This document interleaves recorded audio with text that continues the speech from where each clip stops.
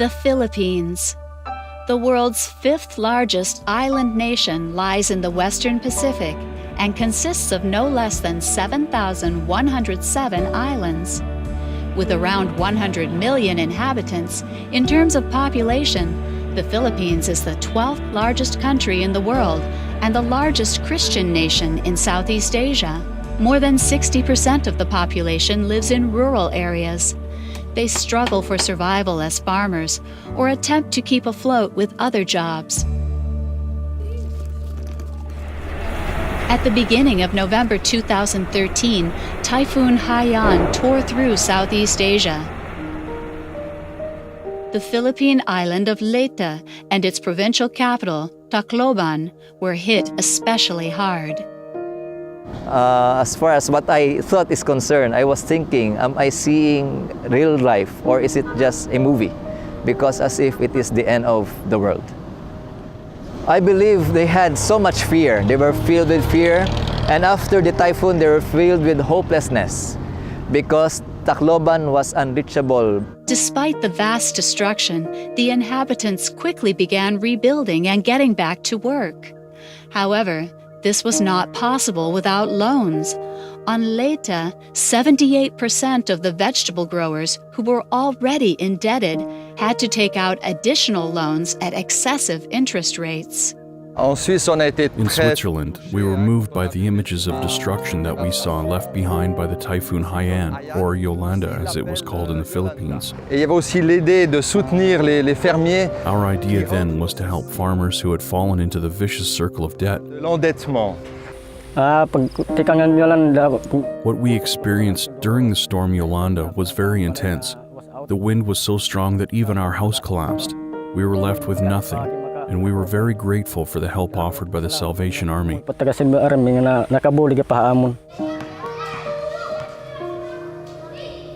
You have to lend, to borrow money from a loan sharks.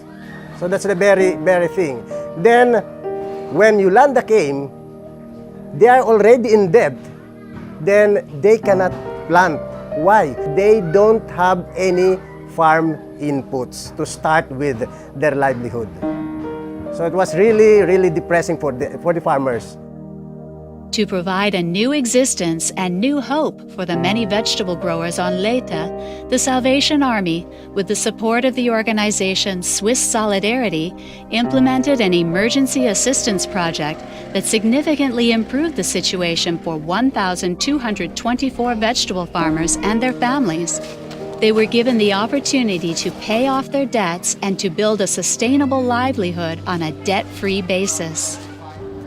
The Salvation Army saw the need of the farmers and responded accordingly by giving farming kit to them, composed of seedlings, fertilizers. The farmers learned new farming methods in 17 course units.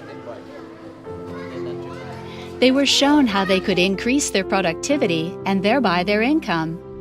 They were taught how to create a solid budget and received important basic knowledge in financial management.